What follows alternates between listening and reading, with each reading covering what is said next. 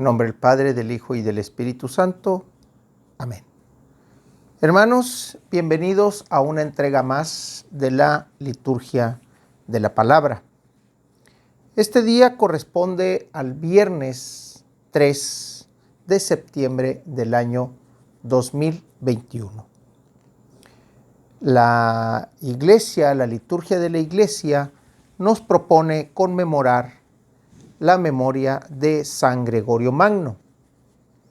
El color litúrgico es blanco y vamos a hablar un poquito de este santo. Este santo nos dice, nació en Roma y fue gobernador de la urbe. Luego se hizo monje. En el año 590 fue elegido papa. Su gestión como pontífice fue tal que la historia le ha dado el título de Magno, que significa grande. Pastor modelo al estilo del Maestro Jesucristo, la doctrina, la santidad de vida y la liturgia tuvieron en él un insigne promotor. Bien, eso hace pues que la oración colecta vaya dirigida a este santo papa, San Gregorio Magno. La primera lectura continuamos con la carta de Pablo a los Colosenses, capítulo 1 de los versículos 15 al 20. Cristo es la imagen de Dios invisible, el primogénito de toda la creación, porque en él tiene su fundamento todas las cosas creadas del cielo y de la tierra, las visibles y las invisibles, sin excluir a los tronos y dominaciones, a los principados y potestades. Todo fue creado por medio de él y para él. Él existe antes de todas las cosas y todas tienen su consistencia en él. Él es también la cabeza del cuerpo, que es la Iglesia. Él es el principio, el primogénito de entre los muertos, para que sea Él primero en todo. Porque Dios quiso que en Cristo habitara toda plenitud, y por Él quiso reconciliar consigo todas las cosas, del cielo y de la tierra, y darles la paz por medio de su sangre derramada en la cruz. Palabra de Dios. Bien, esta lectura de Pablo a los colosenses habla básicamente de dos fundamentos principales. Aunque lo vayamos viendo, vamos entendiendo las ideas que Pablo le estaba dando en esta enseñanza, en esta catequesis al pueblo de Colosa, a los colosenses. La primera es el hecho de que Cristo es la imagen de Dios. Cuando nosotros vemos a Cristo, el ungido, el Mesías, al Yeshua, a Jesús, pues obviamente vemos la imagen del Padre, pero no en el sentido físico propiamente. Porque ustedes pueden decir, no, pues es que se parece al papá, por lo tanto es así, etc. No. Vemos la imagen del Dios invisible en su misericordia, en sus obras, en su ser, en su qué hacer para con toda la creación. Porque aquí mismo lo dice, tiene su fundamento todas las cosas creadas del cielo y de la tierra, las visibles y las invisibles. Las invisibles, que normalmente están asociadas al mundo espiritual, al mundo etéreo, pues habla de eso que está más adelante, sin excluir, dice, los tronos y dominaciones, principados y potestades, que son las diferentes jerarquías que el cielo tiene. Jesús, el Cristo, tiene poder sobre de ellas, porque toda la creación gira en torno al primogénito. Y también vemos aquí algo muy interesante, que también es el primero, ¿sí?, en la muerte. Es el primero en ir y regresar, en darle esa plenitud a la vida en donde la muerte no tiene cabida, no tiene espacio, no tiene dominio. Por eso es que más adelante y casi al final nos habla para dar la paz por medio de su sangre derramada en la cruz. ¿Qué significa esto? El sacrificio. El hacer lo que el Padre le mandó hacer. Y aún en el Getsemaní, cuando estaba pidiendo ese espacio para decir, Señor, que no pase por mí este cáliz, y escuchar el silencio de Dios Padre y decir Él que se haga tu voluntad, eso habla de dar la paz por medio de su sangre derramada en la cruz. Del Evangelio continuamos con Lucas, el evangelista Lucas, que la liturgia nos viene a traer el día de hoy, del capítulo 5, versículos del 33 al 39. En aquel tiempo, los fariseos y los escribas le preguntaron a Jesús, ¿por qué los discípulos de Juan ayunan con frecuencia y hacen oración, igual que los discípulos de los fariseos, y los tuyos, en cambio, comen y beben? Jesús les contestó, ¿acaso pueden ustedes obligar a los invitados a una boda a que ayunen mientras el esposo está con ellos? Vendrá un día en que les quiten al esposo y entonces sí ayunarán. Les dijo también esta otra parábola. Nadie rompe un vestido nuevo para remendar uno viejo, porque echan a perder el nuevo y al vestido viejo no le queda el remiendo del nuevo. Nadie echa vino nuevo en odres viejos, porque el vino nuevo revienta los odres, y entonces el vino se tira y los odres se echan a perder. El vino nuevo hay que echarlo en odres nuevos, y así se conserva el vino y los odres. Y nadie acabando de beber un vino añejo, acepta uno nuevo, pues dice, el añejo es mejor. Palabra del Señor. Bien, esta lectura, en estos 6 versículos encontramos 2 ideas diferentes. La primera nos habla del ayuno.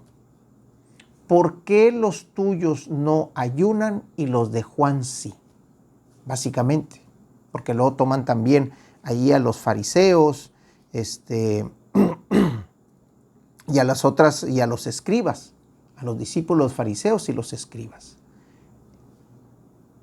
Jesús tiene una respuesta que luego le viene y le da el ejemplo en la segunda parte de estos 6 versículos, en donde le dice, ¿por qué los tuyos no ayunan y por qué los de nosotros sí? Hay que recordar que el bautizo de Juan, la forma de acercarse a Dios de Juan, era en función a la misericordia del Padre, en función al perdón de los pecados. Eso iba con la antigua ley, con la ley de Moisés, ¿sí? Donde todo giraba en torno al pecado del pueblo, al pecado de las familias, al pecado de la persona.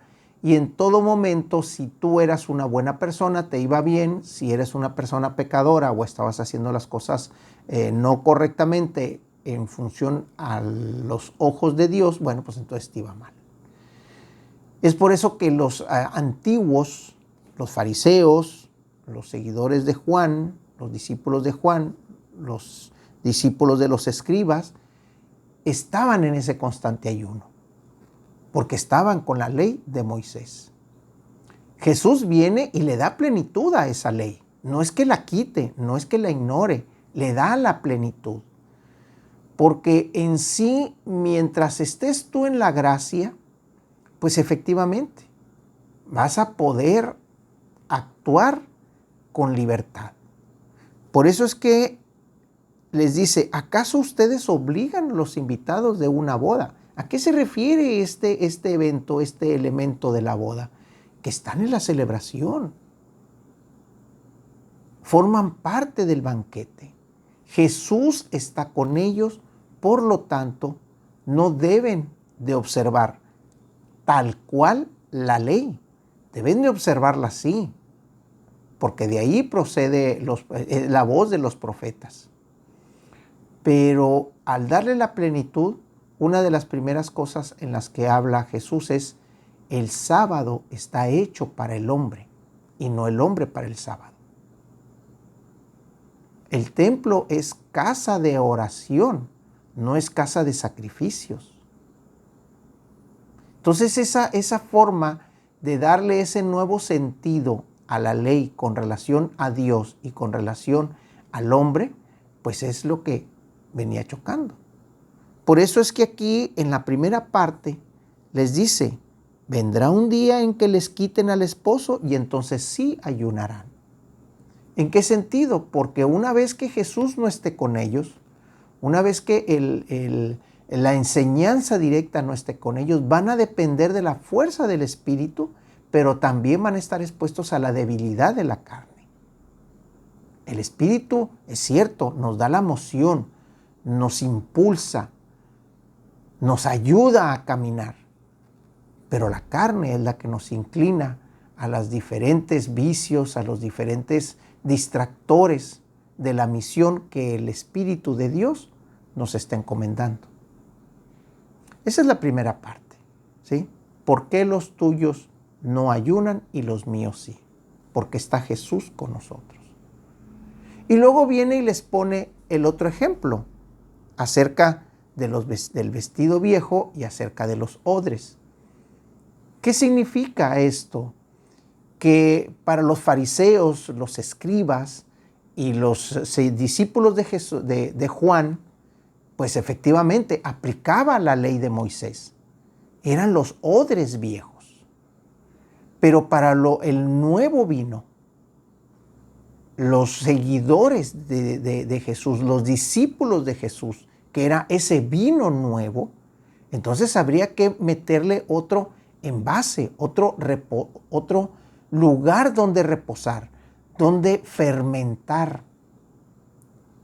Por eso es que habla de que un remiendo nuevo no lo puedes poner en el vestido viejo porque termina rompiéndolo. Si la enseñanza de Jesús se la anteponemos a la ley de Moisés, termina rompiéndola. Y ese es el gran problema que empieza a gestarse alrededor de Jesús.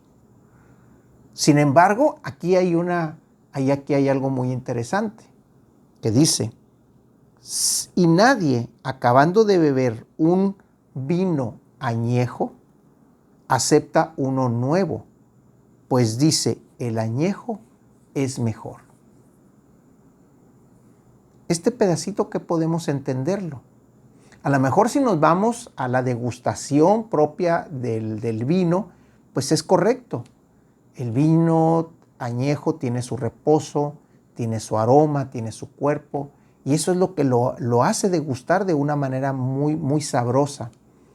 Pero en función a la enseñanza, nos está diciendo que desechamos la enseñanza de Jesús porque es nueva y preferimos quedarnos con la enseñanza de Moisés porque es mejor. Entonces, ¿a qué nos está hablando esto? Que tenemos que aprender a guardar el vino en los odres y darles el añejamiento, hacer que madure esa nueva formación. Por eso es que Lucas en un momento dado pone estas dos partes, explica estas dos partes entre la enseñanza de Jesús, que es la nueva evangelización, y la enseñanza de los escribas y de los fariseos, que es la antigua evangelización. Una está en función a pedir perdón por los pecados y la otra está en función a ayudar al hermano sin descuidar la enseñanza de Dios. Bien, concluyamos esta entrega de la liturgia de la palabra correspondiente al viernes 3 de septiembre del año 2021, donde la Iglesia recuerda a San Gregorio Magno. Dios nuestro, que cuidas de tu pueblo con bondad y lo gobiernas con amor, por intercesión del Papa San Gregorio Magno, concede tu espíritu de sabiduría a quienes has encomendado el gobierno de la Iglesia, a fin de que el progreso de las ovejas en la santidad sea el gozo eterno de los pastores. Por nuestro Señor Jesucristo, que vive y reina y es un solo Dios en unidad con el Espíritu Santo, por los siglos de los siglos. Amén. En nombre del Padre, del Hijo y del Espíritu Santo, que Dios los bendiga y nos vemos.